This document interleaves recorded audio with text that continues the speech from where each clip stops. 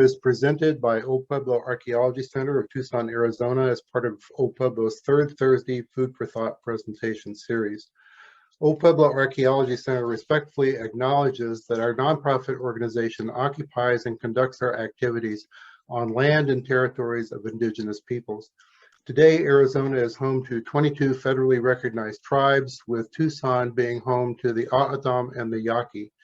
Committed to diversity and inclusion, Old Pueblo strives to build sustainable relationships with sovereign Native nations and indigenous communities through education offerings, partnerships, and community service.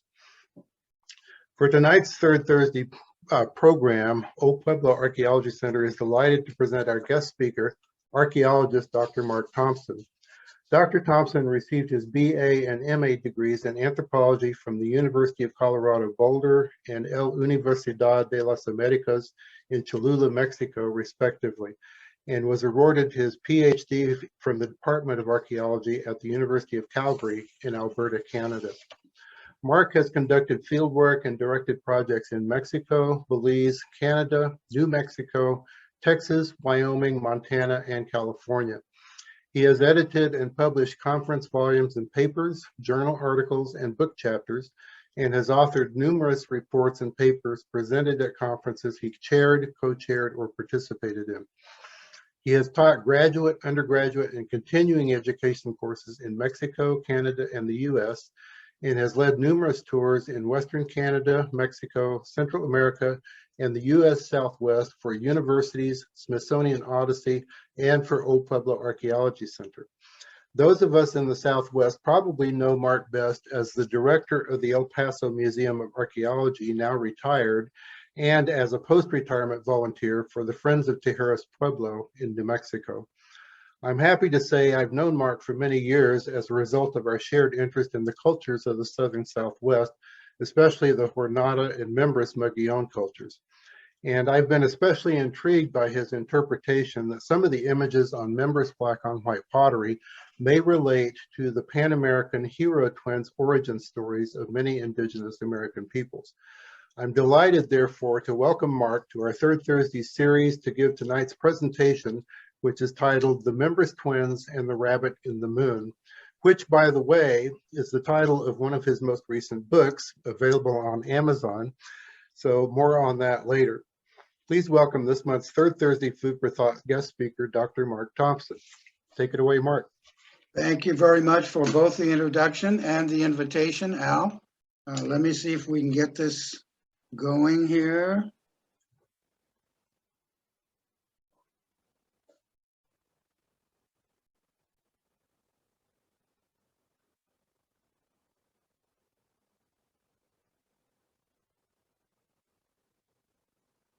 Okay, now click on slideshow at the top. Right. And slideshow Okay. again. And then stop share. No, you're on. Okay. All right. Well, let's begin with a lunar phenomenon. Not lunacy, I hope, but this is a telescopic view of a full moon, and what we're looking at here is the rabbit in the moon. A lot of us in our culture tend to see what's referred to as a man in the moon. However, in China, Japan, Korea, and later in India, as well as many parts of the Americas, a rabbit is visualized. And if you look closely here, this would be the head right here. And then here are the ears, the body coming down here, and then the tail right here.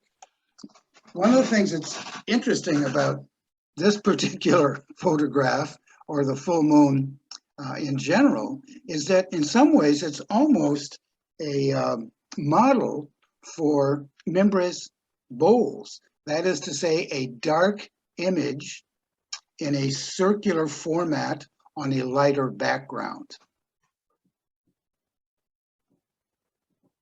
Now, here's an image from a Mimbres bowl, and we're going to be looking at about 27 of these. And what we see here is what I have referred to previously as the lunar rabbit. So it's quite obviously a rabbit. It would appear to be a jackrabbit based on the tail alone. And a couple of interesting things. Obviously, there's a crescent moon here. In the past, a number of people have published this image, or the bowl from which it came, with the feet oriented toward the ground. However, what we're seeing here is found throughout the Americas, and especially in Mesoamerica. The rabbit is associated with the moon. And even the body of the rabbit is slightly lunate in shape that we can see here. Now, we come to the story of the Hero Twins.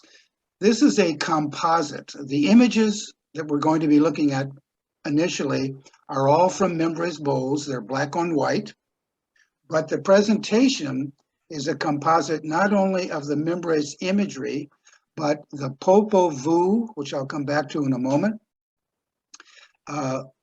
classic Maya, that is AD 200 to 900 pottery images, as well as Pueblo traditional stories.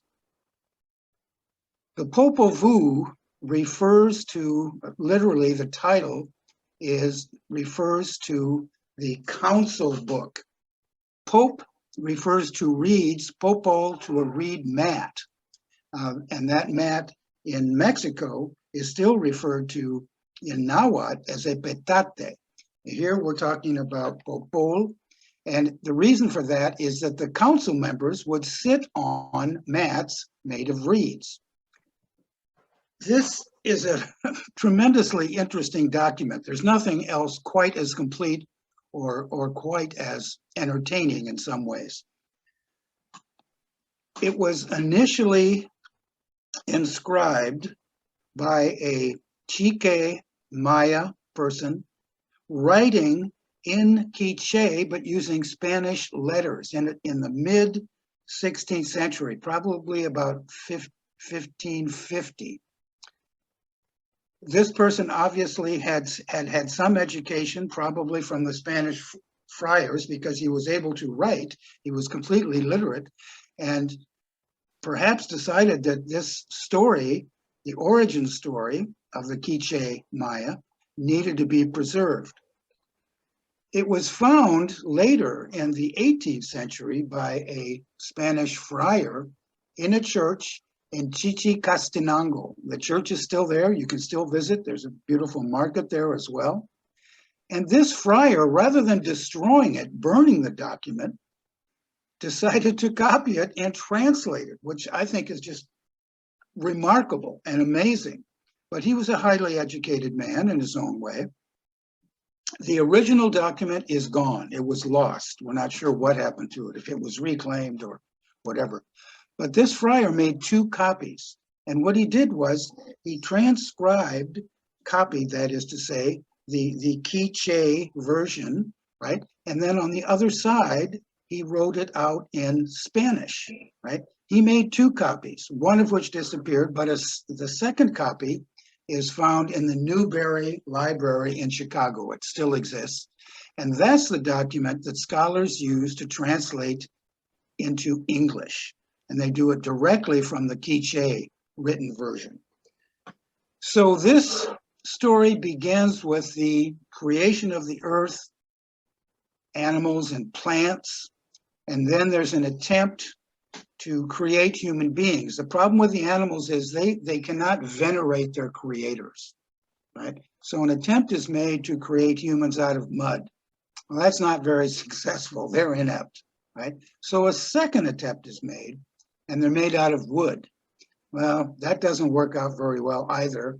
And in fact, the animals and the grinding stones revolt, right? And that particular motif, the revolt of the grinding stones, is also found ethnographically in South America as well.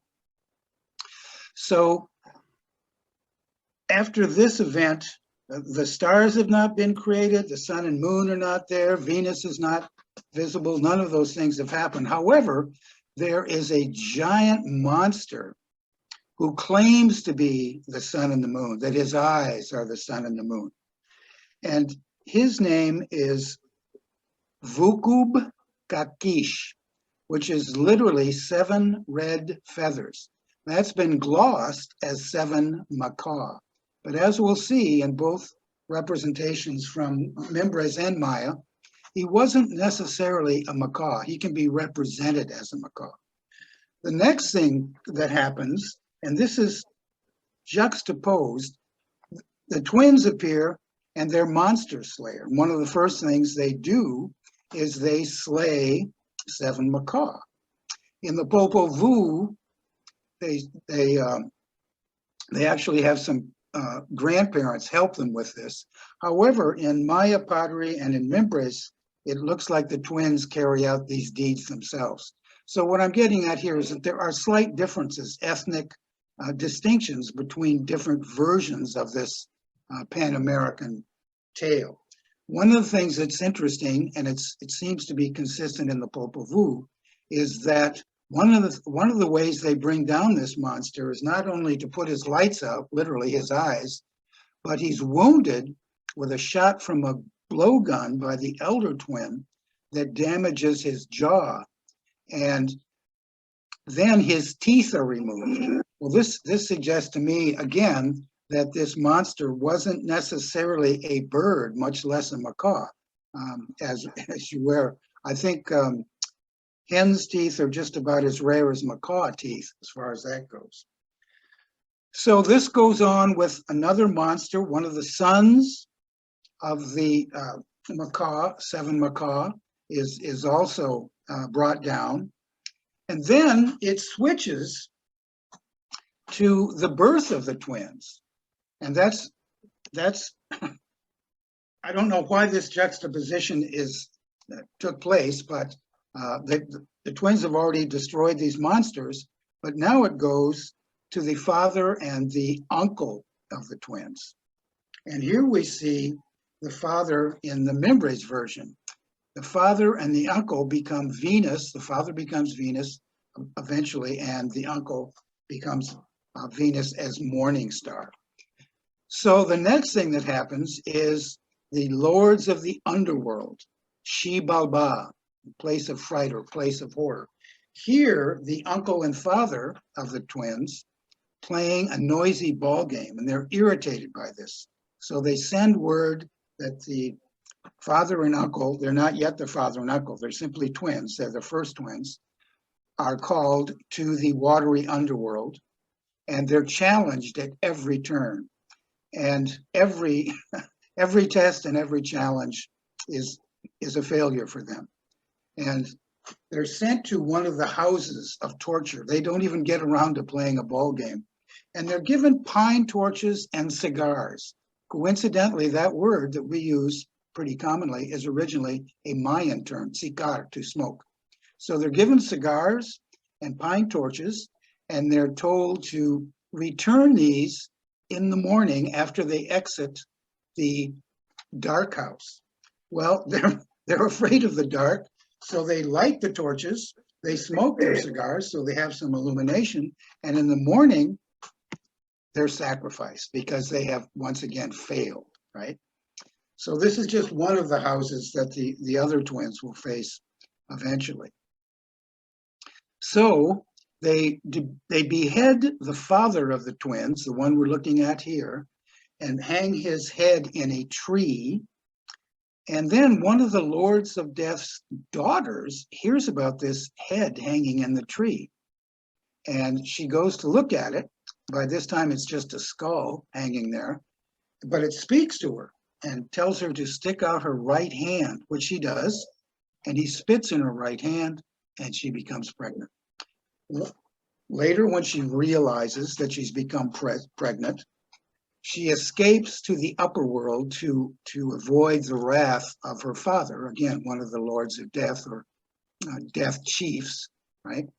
And she encounters the mother of the original twins, and she leaves the baby with her and then disappears from the story. And this is fairly typical of the mother in other hero twins tails. The mother's there to give birth, and then she's simply not referred to again. So the grandmother is reluctant to take care of the twins, but she does. She raises them literally, and they have adventures in the middle world, one of which is ironically, since we'll be talking about the significance of both deer and rabbits, deer as the sun, rabbit as the moon, they plant a field magically. They tell the axes to cut down the trees. They tell the seeds to plant themselves. But at night, someone is getting in and eating the little sprouts and things. So they stay up at night and they discover that rabbits and deer are eating their new grown plants. And so they grab both the rabbit and the deer, and this is depicted on at least one Maya vessel, by the tail, and pull off their tails. And that's why today both rabbits and deer have short tails. So these adventures continue, and eventually they discover in the Maya house up in the rafters, they discover the ballgame equipment of their father and uncle. And they bring that down and they start playing ball. Well, of course, again, the lords of the underworld are annoyed by this. They send word that they should also come down to the watery underworld, which they do. But their experiences are quite different than those of their forebears. For instance, they are sent to the House of Gloom or the House of Darkness. They're given the cigars, or in the Pueblo case, they would be tubes full of tobacco. And they attach red feathers, scarlet macaw feathers, to the torches, and then fireflies to the ends of the cigars. So it appears that they're burning their torches and smoking the cigars, but they're able to return them intact in the morning. This is just one of about half a dozen houses. They play the ball game during the day, and it almost always just comes to a draw. There's never a defeat or a win on either side. And then at night, they go to these different houses. They go to the House of Knives, the House of Jaguars, and none of these defeat the hero twins. However, they go to the House of Bats. These are killer bats, kamazots, vampire bats. And in there, the twins crawl in the Popol Vuh. They crawl into their blowguns to hide from the bats. In the Mimbres version, I believe I sort of constructed this or reconstructed this. They crawl into their magic quiver. However, the elder twin, who's more impetuous than the younger twin, the elder twin sticks his head out to see if it's dawn yet. And when he does, the bat takes his head off. Luckily, the younger twin gets it back for him, just as he did in a previous encounter with the monster, Seven Macaw, where the monster tears off his left arm, right? So that's one of the things the twins have to do, is not only confront that monster, but they have to retrieve the arm as well. Eventually, they have survived all the trials and tests that the lords of the underworld have put before them. And they tell the twins they want them to jump over a huge fire pit. Rather than jump over it, they jump directly into it, and they're consumed in flames. However, they leave word behind that their ashes should be collected and thrown into a Stygian stream, and that's done. And then those ashes separate into two small piles. They become catfish, then fish men, and then they emerge and dress themselves as entertainers, vagabonds, and they perform a number of tricks, one of which is to burn down a house and bring it back. They decapitate and cut the arms and legs and tail off a dog, bring it back to life, and they decapitate one another and bring them back to life. This is also a common motif in a number of the hero twins tales throughout the Americas. Finally, the lords of death are so impressed by this display that they say, do us, kill us and bring us back to life. Well, the twins are happy to oblige, but they do not bring them back to life.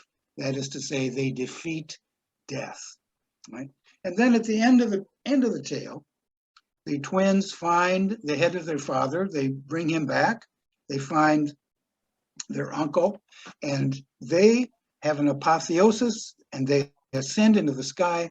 The father as the Venus as evening star, and the uncle as morning star. And then the twins, the elder twin becomes the sun, and the younger twin becomes the moon, right? So throughout this tale, what the twins demonstrate is that there is a path for successfully passing through the underworld after death, becoming a fish, and then eventually becoming one of the stars in the night sky.